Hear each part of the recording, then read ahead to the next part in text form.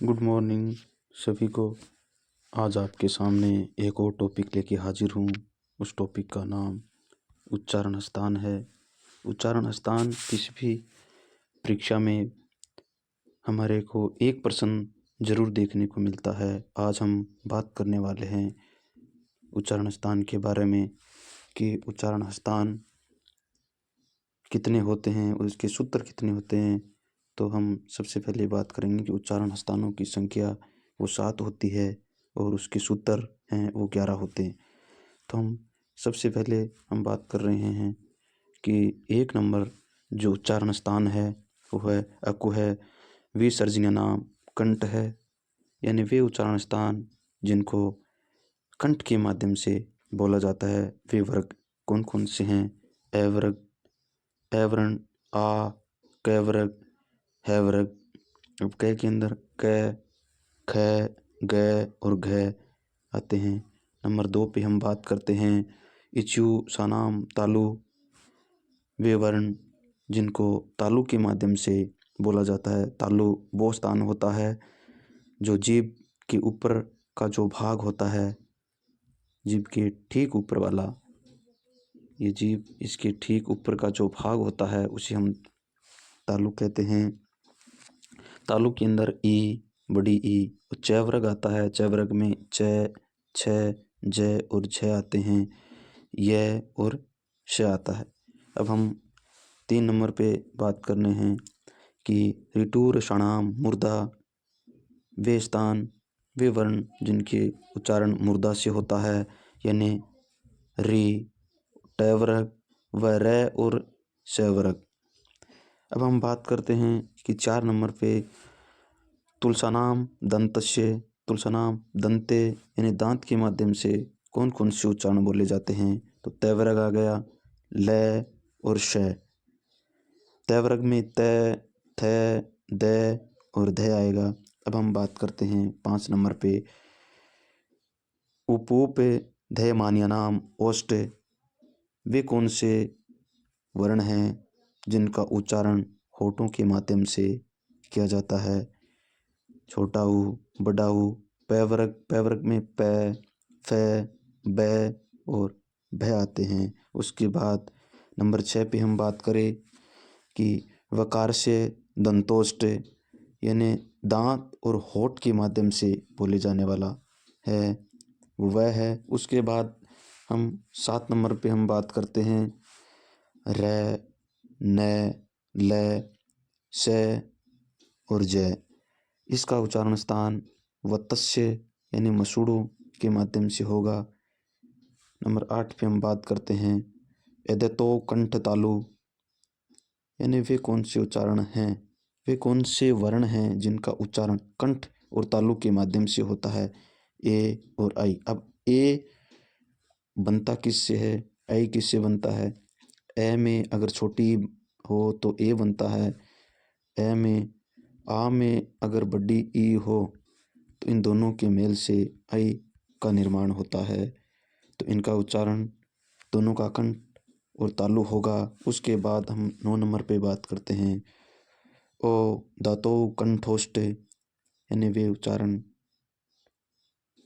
जिनका उच्चारण कंठ और होठों के माध्यम से होता है। ओ और औ होते हैं। अब ओ और औ किन किन वर्णों से बनते हैं? ए में ऊ मिलता है तो ओ होता है। आ में अगर बड़ा ऊ मिलता है तो औ होता है।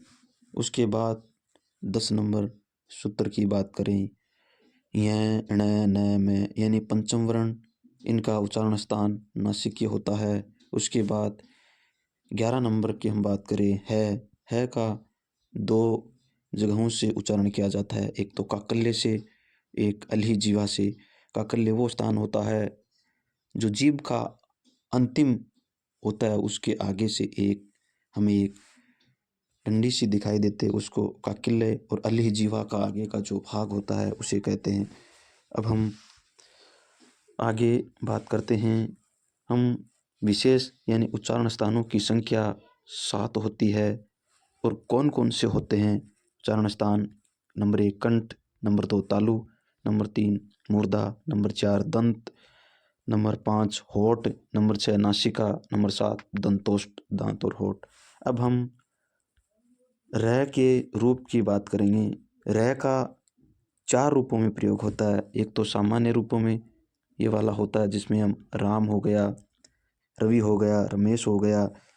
नंबर 2 पे हम बात करते हैं जो ऊपर वाले शिरोरेखा के ऊपर जो लगता है उसे, जिसमें कर्म हो गया, धर्म हो गया, मर्म हो गया। अब हम 3 नंबर पे बात करते हैं जो नीचे ऐसे लगता है उसके बारे में, जैसे क्रम, भ्रम, ग्रह हो गया।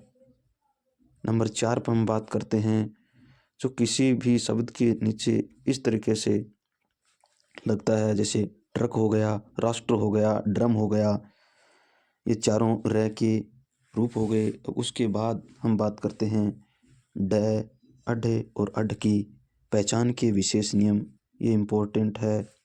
इसके नियम नंबर 1, यदि इनका प्रयोग किसी शब्द के प्रारंभ में हो जाए तो इनके नीचे बिंदु नहीं लगता है, जैसे डमरू, ढोलक, डोर, ढोर, डफली, डलिया इत्यादि। अब नियम नंबर 2 की हम बात करें कि यदि इनके पहले अनुस्वार हो जाए। अब अनुस्वार और चंद्र बिंदु में पहचान। अनुस्वार, ये अनुस्वार होता है और चंद्र बिंदु ऐसे कटोरे के आकर उसके अंदर एक टिक्की ये होता है। अब हम इनके नीचे जैसे पंडा हो गया, पांडाल हो गया, डंडा हो गया, चांडाल हो गया, खंड हो गया, यानी इनकी पहचान हम कैसे करेंगे कि किसी भी शब्द से पहले अनुस्वार आता है तो उनके नीचे बिंदी नहीं लगती। नंबर 3 पे यदि इनसे पहले अधूरा पंचम वर्ण आ जाए, तो इनके नीचे बिंदी नहीं लगते, जैसे पंडा, पांडाल, चंडाल, खंड, प्रकांड इत्यादि। अब हम 5 नंबर का जो नियम है, 4 नंबर का नियम है, यदि इनका प्रयोग तत्सम या संस्कृत भाषा के शब्दों में हो जाए तो इनके नीचे बिंदी नहीं लगती है, जैसे षड, षडानंद, षड ऋतु। अब हम आगे का जो 5 नंबर का जो नियम है, यदि इनका प्रयोग विदेशी भाषा के शब्दों में हो जाए तो इनके नीचे बिंदी नहीं लगती है, जैसे रोड, लाउड, साउंड इत्यादि। अब हम ये क्वेश्चन अभी रीट में जो 3rd ग्रेड की भर्ती रीट 2023 में एक क्वेश्चन आया, उसके अंदर ऑप्शन में था रोड, 2-3 ऑप्शन थे, उसमें से एक ऑप्शन था रोड।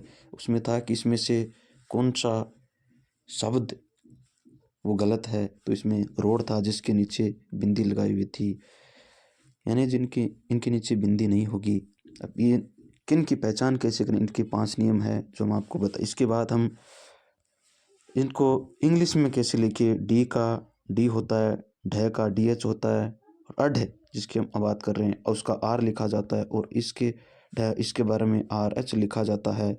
अब जैसे हम बात करें रोड, अब रोड को ROAD, जिसके नीचे बिंदी नहीं होगी उसके नीचे रोड आ जाएगा।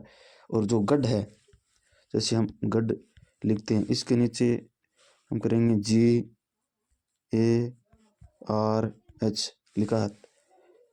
इस प्रकार आज हमने बात करी है उच्चारण स्थान, र के विशेष रूप और अढ के विशेष नियम की हमने बात करी है। धन्यवाद। आगे की चर्चा करते हैं नेक्स्ट क्लास में। बहुत बहुत धन्यवाद।